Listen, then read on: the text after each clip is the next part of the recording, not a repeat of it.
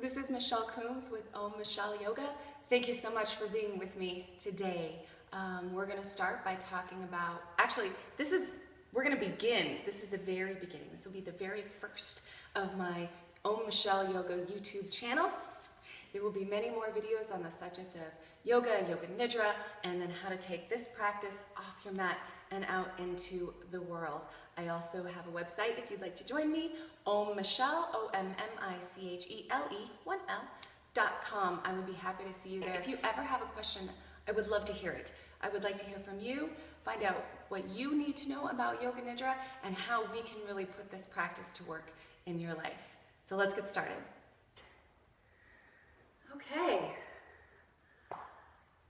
so what you see here, well, first you see the lovely, my friend and fellow yoga teacher, Heather Carr.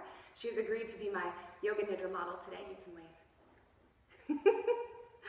And I don't think it was a very hard sell because as you can see, this is the Cadillac of Yoga Nidra setups. And we do this for a lot of reasons. And I'll get into the nitty-gritty of why we do this in subsequent videos. But today, I just want to show you how, and really, really, really encourage you to do so. Yoga Nidra is a practice of profound relaxation. It's a release of the body, it's relief for the mind, and how we do that is through the channel of relaxation. And the more relaxed we can get the body, the more benefit you'll get from your Yoga Nidra practice.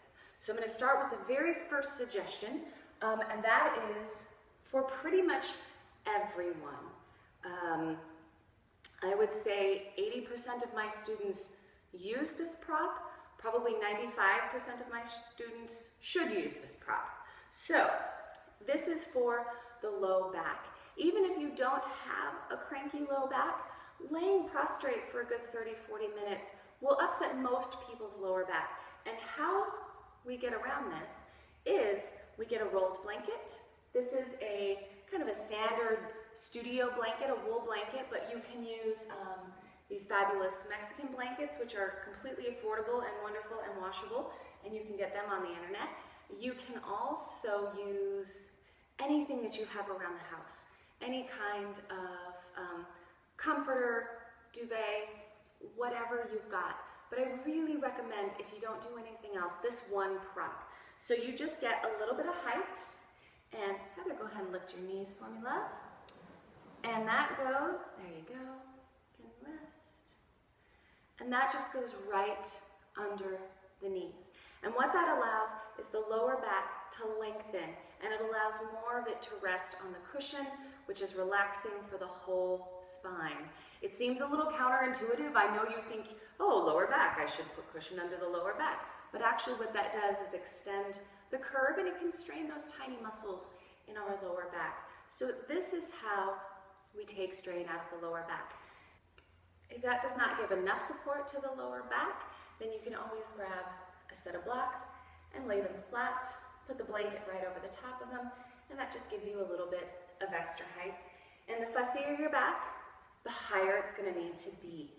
So the next thing we will see here as we move up the body is this is a sandbag, and it's heavy, it's a sandbag, and the idea is that it lays wide right across, as you can see here on Heather, it lays right across the low abdomen below the belly button.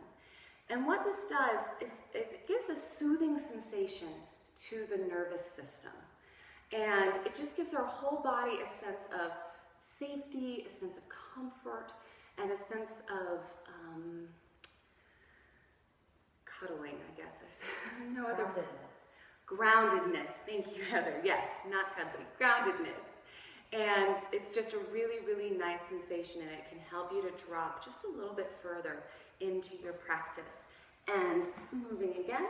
Actually, this is a really good time to talk about the zabuton.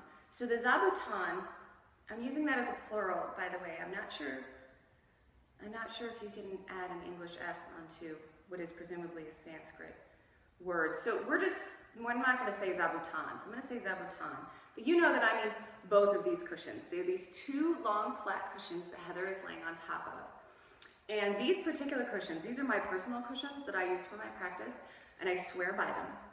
You do not need them. However, once you have them, I promise you will never go back. And these particular cushions, and actually the clothing, the eye pillow, the sandbag, the bolster, the zafu, all of these were made by my good friend Susan Nichols over at Yoga Styles. She's at yogastyles.com. She has a huge array of beautiful bolsters, cushions, sandbags, eye pillows, fashion, you name it. So the next thing you can see she has, Heather is wearing an eye pillow, and this is a fabulously lavender scented eye pillow, which after you've been practicing with it for a while, every single time you smell lavender, no matter where you're at, your body will go, ah, create a nice little Pavlovian response there. It's really something. I do want to emphasize that none of these things are necessary for the practice of Yoga Nidra. All you need is your sequence, facilitator, recording, MP3, however that comes across, and someplace safe and quiet to lie down. That is really all you need. Don't practice in the dark. I don't recommend the dark because it sends a signal to the body that we're going to sleep. Also, I don't recommend, I know what you're thinking, well, I have a perfectly comfortable bed. Why wouldn't I just practice there? When you lay in bed, your body goes, oh, sleepy time. And yes, it's called yogic sleep, but it's not actually sleeping. Sometimes you do fall asleep, but you know, I think we're just gonna have to cover sleep in a whole different video. So anyways, don't practice in bed. If you're practicing to help yourself get to sleep, that's awesome. Practice next to your bed on the floor. And then when your practice is complete, go ahead and move into your bed. And we'll get into all of these details over the next couple of weeks. So we have the knees are propped, we have the sandbag if you prefer it, we have a nice eye pillow, we have the, ooh yes, the zabuton, I'm telling you. And Susan does a fabulous job. She makes all of these by hand. She uses super high quality fabric, and if you buy a set, you will never need to buy another set, ever, unless you see next season's fabrics and then decide you want a new set with next season's awesome fabrics. I'll leave that up to you. So the last thing that I want to discuss is that to check with the wrists. And this is going to be whether you are flat on the, oh, boob shot, whether you are flat on the floor or on a cushion. Even laying flat, sometimes the wrist doesn't come all the way to the floor, the back of the hand doesn't come all the way to the floor. So what we do is we grab a little prop, and this can be a blanket, this can be a pillow if you're practicing at home. Couch throw pillows sometimes are very, very helpful. You can use the pillow from your bed, you can use, you know, a rolled up, what do they call those blankets? You have them on the couch and they go across your throw.